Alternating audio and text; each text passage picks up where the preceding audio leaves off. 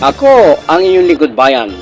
Nagbabalita sa inyong kalusugan, tunghayan, abangan, Dogyon o Kairi po. Salamat. Nagpapatrol. Okay, salamat sa ating lahat, mga kababayan natin, mga Pilipino na nariyan.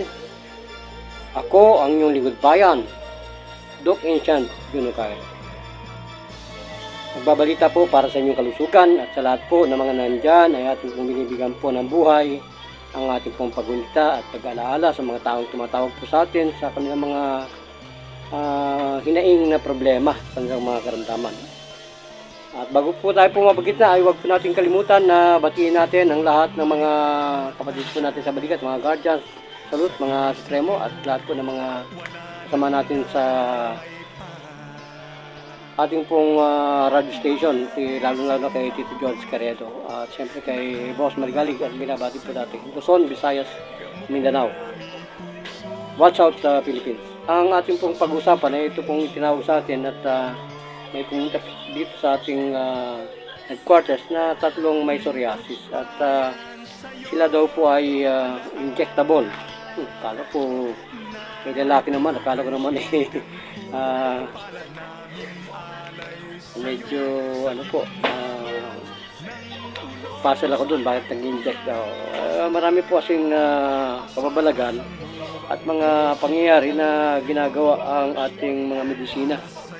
Mayroong mga injectable, systematic medication po yun. Yan po ang talagang mathematician na mga manggagamot na gumagamit po ng mga injected medicine. Nakakatakot ano? O kaya oral, yan po yung mga medication sa mercury. So bago po ang lahat ay marami pong treatment na dapat po natin maging sangga at opsyon sa gamutang ito at sa lahat po ng mga may mga karamdaman ganito ay kailangan po kayo ay makinig, no? May mga herbal na para sa mga albularyo at para sa mga doktor talaga.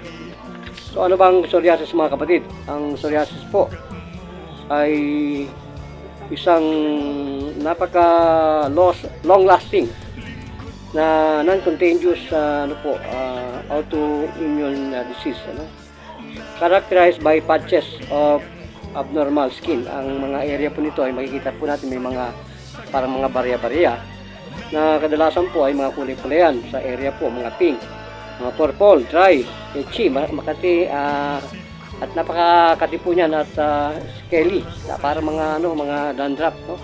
At pumapasok po yan in the entire body covered, no?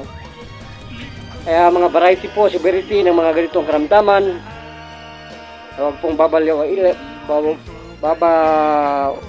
walang bahala, baliwalain para po sa ating kalusugan, no? Baka po mamaya maging coverage na po kayo ng lahat ng klase ng korikong sa inyong buong katawan hanggang kay Manoy. Sa malaberhin natin meron na po dyan katulad kanina ng mag-asawa, parehas po sila at nakatamo po sila ng kaligtasan. Kung kayo po ay tapos na talaga sa inyong mga doktor, dapat po long lasting naman sa mga may pananampalataya sa Panginoon. Huwag po tayong maging long term process ng ating ongoing research and treatment. Huwag po yun, mga scientific lang pong gumagawa niyan. At sana yung mga katulad natin na mga gamot na may herbal o samsaring field of medicine endeavor, and research, pumagit na. Ang problema po, kung hindi naman kayo nagkaroon ng ganitong karamdaman, paano kayo makakapagsalita, no? Kaya eto po, injury lang po yan, sumabit lang sa bakal. So isa po rin po na cause ng severity, no? Yung kadahilan kung bakit nagiging malala yan ay yung mga injury. Kung anong klaseng injury ang pinuntahan natin, no? Kung kayo nasabit sa bakod, nasabit kayo sa kawad, nasabit kayo sa pader o na may mga likido, kasama po yan. So bago po tayo sadyang magbigay ng mga kaukulang impormasyon ay ang katanungan po dito, nagagamot na raw po ba ang psoriasis? Yan po ay nagagamot. Pero po sa libro ng karunungan ng medisina, modern, and the oldest is totally separated. Kasi po sa modern, wala pong cure yan. is only to improve and to manage your treatment, no? So kung gusto po ninyo, mag-manage po kayo every day, every night, the long-lasting procedure po ng doktor natin, that's overwhelming na po. Pero kung sa akin po kasi, kung ano po ang magagawa natin, mga causes, nagawa na po ang laboratory, mga genetic tests, lahat ng mga nagtitrigger ng mga environment factor ay nagawa na po ninyo. Nagkaroon na po kayo ng individual treatment, ay wala pa rin po. Ang complication is still pursuing and doesn't stop. The symptoms and sign, and a million times of victims suffering with these kinds of belief, no, and treatment, no. Kaya kailangan po medyo i-end natin research, no, kasi po may mga bagay na hindi natin nalalaman. Dapat ang doktor po natin ay katulad natin na naparusahan. Lumapag ang bayag na yung kanyang manoy ay talagang tumigas, no? Kanyang itlog tumigas. So, napakarami ang frequency ng Panginoon po kasi maraming downloaded na mga mysterious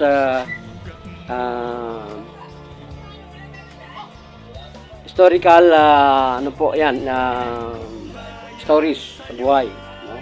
So we are sharing everything, no?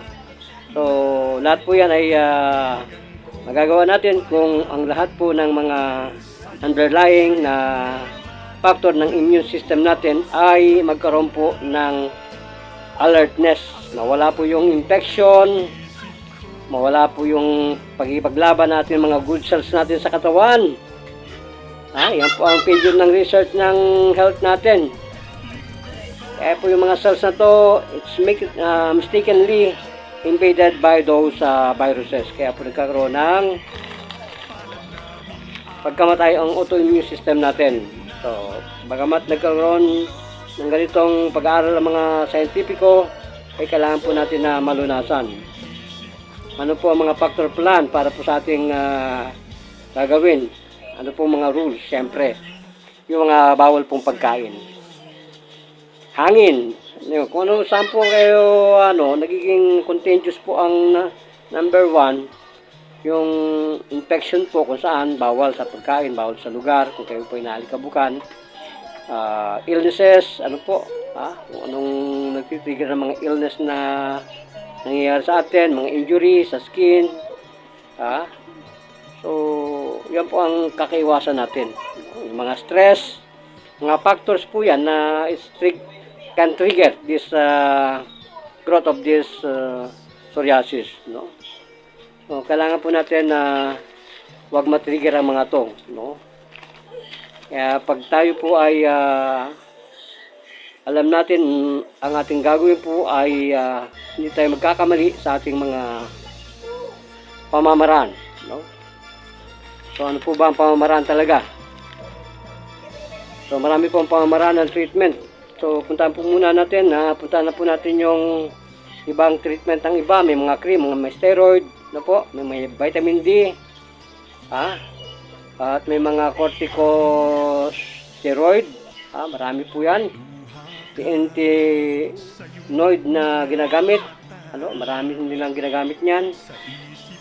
May mga aloe vera, mga gel, may mga cream, and all of this tropical treatment was not even give you a total satisfaction of good improvement about your skin problem.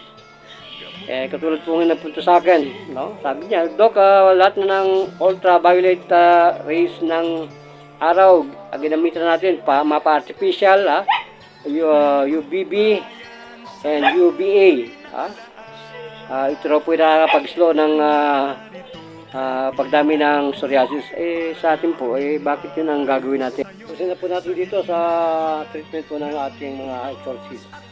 Minsan po gumagamit sila ng mga yun po nga, Epsom salt bath, yan po mga individual at herbal treatment na ginagamit po natin, at yung pong akong ginagamit ay apo. At may mga kalawag po ng mga buto-buto na talagang napakainit na talagang nilalagyan pa ng baking soda at olive oil, no? So sa lahat po ng nandyan, hindi ko na po gagawin itong napaka haba pa ang ating kwentuhan at yan po ay ang mag-endo po niya yung sa tawas yung pinagaling ko po kanina na 3 babae at 3 lalaki. Ayun po pala ay na bigyan ng masamang hindi pag-uunawa ng mga tao. Kung tawagin po yan ay nabati. Okay. Wala po kung gawin at bumabati po tayo kay Tito George Carrillo, Salubcan, Jun Maricalig at Jobin Arcangel, Master Bedia at kay Romy Borse at sa lahat po nila nagbabanggit dyan. Vamos sa Jun Maricalig, sa lahat po ng ating po mga katuto ay ito po ang lingkod, nagpapatrol at nagbabalita at abangan sa pagbalik ng ating balitan, Lugod Bayan. Vamos!